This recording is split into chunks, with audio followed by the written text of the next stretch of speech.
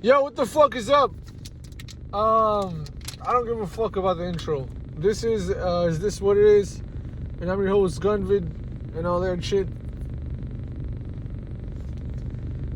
Right?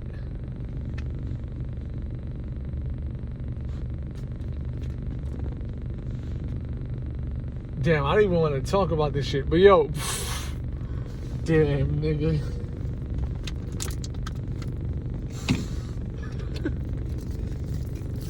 Alright, man.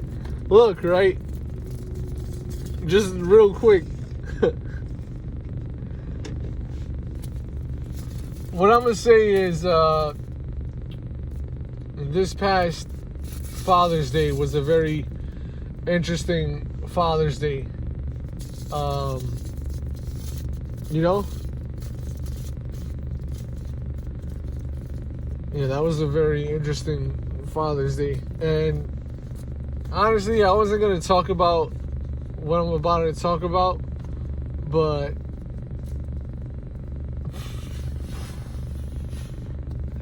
yo, look, right, I'm not laughing at this guy, but like, damn, son. Alright, so real quick before I talk about what I don't want to talk about, but it's just like, fucking damn, this is crazy. Real quick before that, right? In the last episode, I might have sounded like I was mad about Father's Day. I wasn't mad about anything that has to do with Father's Day. I was mad about a fucking stupid coward-ass driver who's a fucking coward who would beat the shit out of him, right? I was just mad about stupid drivers. And, you know, death and hellfire forever for, you know, the people that, I don't know, that bother me. Whatever, alright. So, like, moving on from that, right? Just to clear that up, I wasn't mad about Father's Day, you know? I'm not mad at anyone, really, in my family or friend group, whatever. So, yeah, just to clear that up. And then, I didn't want to talk about this shit because this is, like, this is fucking sad, bro. Alright, look, straight up, look, right? 50 Cent, I'm not making fun of you. I know I'm laughing and shit. But, yo, bro, I don't think anyone had a worse Father's Day than you. Like, bro, I don't even know what to say to you, bro. I don't even know if you watch my show, but, like, right? If you do, my nigga, 50 Cent, bro. You're a Queens legend, dope rapper, you know what I'm saying? Like, bro. Right? Obviously, I can't tell you what to do because you're not the nigga to fucking tell what to do. But, like, bro, for, like, from the public's perspective, you know? Like, I'm being honest. I'm not disrespecting you, but, like, we don't want to hear that shit, like, about the drama between you and your, you know, your baby's mother and Diddy. I'm gonna just, you know, I don't want to get too specific because, like, I'm not being petty right now. I'm a real fucking petty person, but look, right, 50 Cent, like, that shit is sad what happened, but it's like you didn't know Shorty was with him before you, and you didn't know about what happened. That shit is wild, bro. But what I wanted to say is, I don't know where you're at, where your mental health is at. Of course, you always, like, you know, you put out this image of you being a strong person mentally and all this shit. But, like, bro, like, I'm not making fun of you, but don't commit suicide. Like, I know shit is, like, I know you're mad about this, like, situation with your kids and, like, both of them and their baby moms, but, like, bro, you know, life gets tough, you know?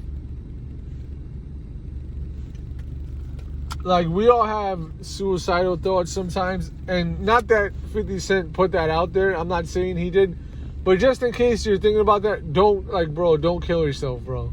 You know what I'm saying? Like, You'll be alright, nigga. Look, right? We all have a past. And you probably did some crazy shit, pause, you know, as far as your past that women either looked past or didn't know about. So, you know, shit happens. You didn't know. You know what I'm saying? Hopefully you can move on from that. You know? And just enjoy your life. And honestly, you talking crazy to your baby mom like that on social media, both of your sons, you know, that shit hurts them. And I know you don't care about, I mean, I wouldn't say you don't care about, that's fucked up. Right? I didn't even want to talk about this shit. But, like, I know you have problems with your first son. And, you know, but, like, think about both of them. Both of your sons. Right? That shit must hurt them to hear you talk about their mother in a bad way, you know? Like, think about that. You want the best for your son. And I know he's probably not looking at it now, but he's probably going to learn about the things you've said about his mom, and it's going to make him sad. And, you know what I'm saying? I know you love your sons, or at least you love one of them. So, like, bro, you know, I understand you want to say what you want to say on social media because you're upset about certain things, but, like, bro, like, please try to keep that off social media. You know, don't let nothing bring you down mentally. And yeah, man, you're a great artist. You're you know, I'm not gonna say I'm a fan of your show because, like, no disrespect, but, like, there's, like, I'm not saying that you put him on the show, but there's there's gay shit in your shows, so I can't watch it. But, like, as far as, like, being a director and making shows and shit, like, you can, you know, the gangster part, the part that's not gay, you make some dope shows. So you got talent in the movie and TV shows, whatever. You got talent when it comes to that, and you got talent when it comes to hip hop, obviously. So yeah, you know, what I would just say is try to focus on that, make some dope shit, because honestly, this is kind of hurting your legacy. Like, you know, we don't live here forever, and, like, I don't think you want the story of 50 Cent to be baby mama drama and this and that, you know? I want you to be a legend, you know? I want your legacy to be one of a great person. I mean, like, I want your legacy to be that of someone who is known as being a good person, being a great artist. You know? If you keep going with this shit, whatever happens in this situation, that shit might just overshadow the great music you made. You know what I'm saying? Because think about R. Kelly, right? As soon as I said the word R. Kelly, what did you think about? Did you think about all the great music he made? Or fucking did you think about what he's in jail for and all of that? You probably thought about what he's in jail for. And the fucking, you know, pissing on women and shit. So, like, you know, you see that happened to R. Kelly, like, you know, the pissing on video. I'm not gonna say it happened to him. He put that out there, and then Dave Chappelle made fun of him, you know. And then people started knowing R. Kelly as being the nigga that pees on women, and he just became a laughingstock. You know, people still like his music, you know. And personally, like, you know, like, I don't agree allegedly with some of the things he did, but, like, as a fan of music, I can say he's made some fucking dope music. But, like, when you say the name R. Kelly or Diddy, Like, what do you think about when you hear those names? You think about the crazy shit they're going through. You don't think about any, like, the first thing that comes to mind isn't the greatness of the art they created. So, at this point, 50 Cent, like, the general public doesn't care about what happened with your baby mom, and we don't fucking even care about that shit about, what happened. So, yeah, man, you know what I'm saying? I didn't want to talk about this shit. I'm fucking 10 minutes into the episode, but I just had to be real with you. As a fan of your music and shit, you even made a dope, I mean, I don't know if you made the video game, but like, your fucking video game, what was it, Bulletproof? That was a fucking ill-ass game. Like, I really enjoyed playing that video game. So, you've done some dope shit. You're a legend in hip-hop. I'd say, you might even, you might be top 10 rappers of all time. But,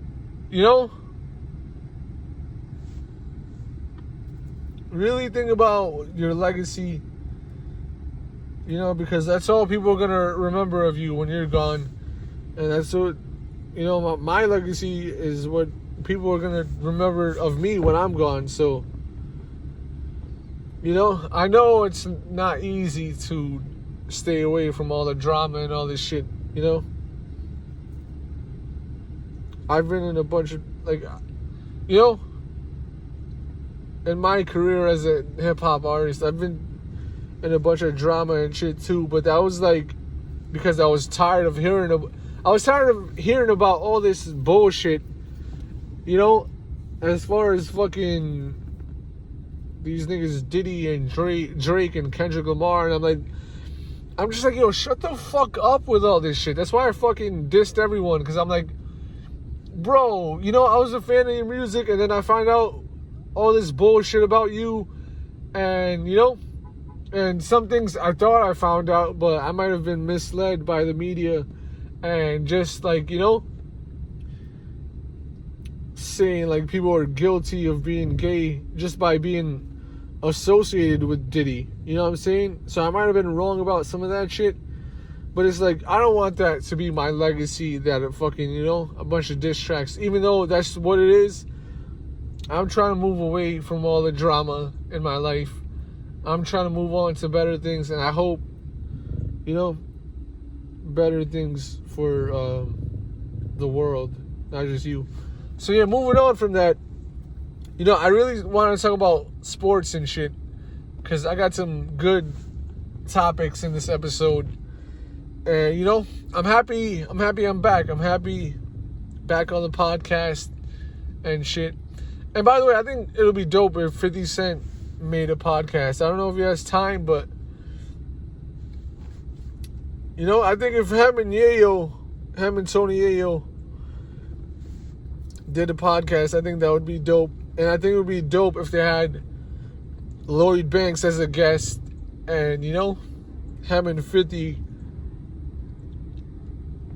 just leave that shit in the past and just move on from that. But whatever. Alright, moving on from this, let's move on to the NBA playoffs. So, I don't want to fucking hear about Tyrese Halliburton's injury, because, like, I'm kind of mad that he got injured, because if the Thunder win now, everyone's gonna be like, oh, it's fucking. I mean, not everyone's gonna say it, but like some people and Pacers fans are gonna be like, oh, the story's gonna be that Halliburton got injured and it could have been a different series if he didn't get injured. But it's like, bro, fucking, that's not the Thunder's fault. Like, don't take anything away from their win if they win the championship, because they won against the Pacers when Halliburton was healthy, And then it's like, bro, if Pacer fans want to use that excuse, it's like, bro, Knicks fans could use the excuse that fucking pretty much the same thing, or maybe it was a hamstring, like Karl Anthony Towns, he got injured. And, you know, he wasn't 100% at the end of the series.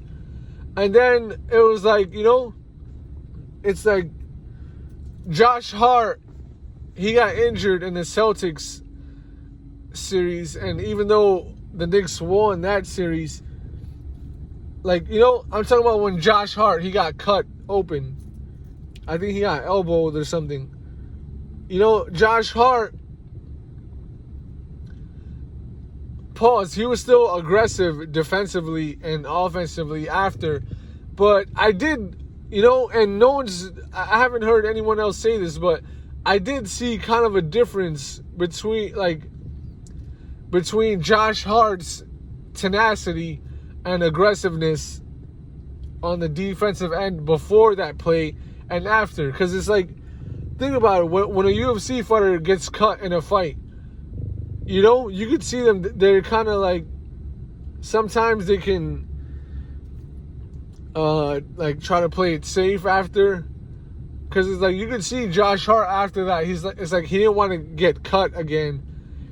He didn't want the cut to reopen. And, you know, when something like that happens in basketball, say you get elbowed, even if you don't get cut, like that shit could kind of make you kind of fucking, you know, a little less aggressive, pause.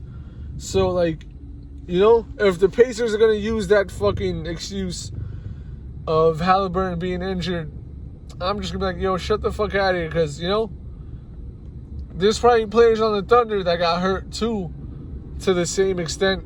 And, you know, no one's making excuses for them when they lost. So, yeah, and then the thing about Halliburton is, like, he's so fucking inconsistent anyway that, like, you know, even if he wasn't injured, he still might not have fucking...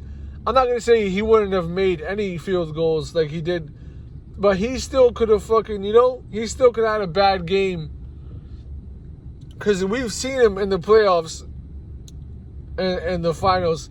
We've seen him make game-winning shots and game-tying clutch shots and, like, you know, 30-point games and shit. And then he'll have a game where he has, like, only 8 points, 7 points. So it's like, he was fucking inconsistent anyway. And then I was thinking about it, like, why wasn't he considered a superstar?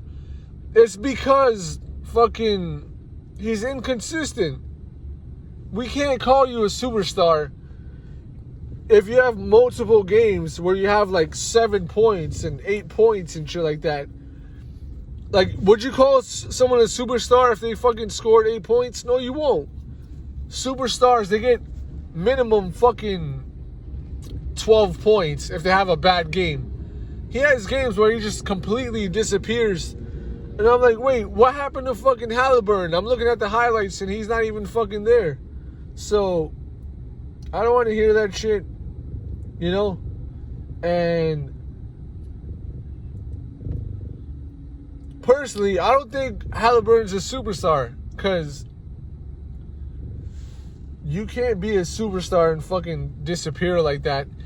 And then as far as being a superstar goes, that's not just what you do on the basketball court, you know? Being a superstar is like how the fans react to you. How crazy do they go? Not only in your city, but in every city, you know? Like, Halliburton doesn't get MVP chance in other people's arenas, or even in his own arena, you know? They barely say MVP because he's not a guy that gets like 50 points or even 40 points that often, you know? Like, remember Kobe? He'd be in fucking Boston and shit, and they'd be like, MVP, they'd be fucking cheering MVP for him in Boston. And if not in Boston, like, he'd be in places other than the Staples Center and be getting fucking MVP chants from the opposite team. That's a fucking superstar. You know, when he goes out, he gets fucking mobbed by fans. That's what you call a superstar. Like, maybe Halliburton, yeah, maybe some people ask for his signature, but, like, I don't see no one going crazy like that in public when they see him. I've never seen a video like that other than Pacers fans. So, you know, he's not a superstar. He's on the brink of becoming a superstar, but he's going to have to be more consistent. Yeah, he's going to have to be more consistently great for the fans and the media to accept him as a superstar. So, yeah, you know, in the Knicks series and even in the Thunder series, I think people will probably say, like, you know, after the good games he had, they were probably saying, like, yeah, he's a superstar now. And then he goes and he disappears and has, like, 8 points and shit. And then it's like, is he a superstar or is he fucking not? He's not. That's it. Because if we have to question if you're a superstar or not, you're not a superstar. Anthony Edwards, he's not even in the finals, and he's considered a superstar. Because he has fucking great highlights. He'll go dunk on someone mad crazy, you know? Ja Morant is a superstar. You know? Didn't he lose in the first round this year? How the fuck is there people that are superstars that didn't make it as far as Halliburton, and then Halliburton still not considered a superstar? It's because he's inconsistent. It's because he doesn't have, as far as I remember, he doesn't have great highlight plays other than, you know, the game-tying shots and game-winning shots. That's cool. I'll give credit for that. But as far as, like, Paul is dunking on people, I don't see that many great highlights from him when it comes to that. So, and then his voice changes mad crazy. So, like, you know, it's kind of weird. So it's like, yeah, I'm not hating on Halliburton. I think he's been great in the playoffs in certain games, but he's just not consistent. So, yeah, there's that. And then I wanted to talk about some other shit. Okay, I was gonna talk about this in the last episode, but I forgot. Okay, I want to fucking smack. I mean, I don't really want to smack him, but, like, you know, part of me wants to smack Adam Silver in his face because he's talking about bringing a fucking 4-point line to the NBA to make it more interesting and shit. And honestly, it would make it more interesting, but at that point, I don't want to hear any more comparisons as far as like new players being better than old players, because it's like, right? Say someone like has a high scoring game now, if they implement the 4-point line. Say someone scores 60 points and then people start saying, oh, you know, he scored 60 points. He's a greater scorer than Kobe or MJ. And then it's like, bro, nigga, Kobe and Michael Jordan didn't have the opportunity to make a 4-pointer. So they could have scored more points. So now that would absolutely ruin comparisons as far as, like, being able to say new players are better than old players. Because old players didn't have the opportunity to score 4 points without getting a 3-pointer and a foul. So it's like, you know, and some players in the beginning of the NBA didn't even have a 3-point line. So it's like, how are we going to compare the league and say these players are better than the players before them when the players before them literally didn't have the same opportunities? They didn't have as good air conditioning in their arena. They didn't have as good nutrition and science behind their nutrition as far as what an athlete should be eating. They didn't have as good training facilities. They had to generate the money by playing basketball. They had to generate the money to have these facilities to where players could they have better recovery. They could have better, you know, practice games as far as, like, training, you know, like whatever. So yeah, if the NBA fucking, I was gonna say like if they bring the 4-point line into the NBA, I was gonna like just stop watching basketball because like that's fucking bullshit, you know. But then I thought about it. I was like, okay, this could be interesting.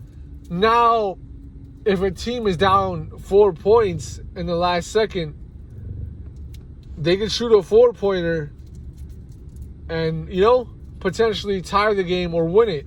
And that would be, honestly, to me, look, I'm against the 4-point line, but that would be interesting to see someone make a 4-pointer, you know, and win the game or tie the game. But I'm against that shit. And then, honestly, it would make the NBA even worse as far as ratings and all this shit. Because think about it. Nowadays, people are pulling up from fucking half court, you know, when they don't even fucking need to.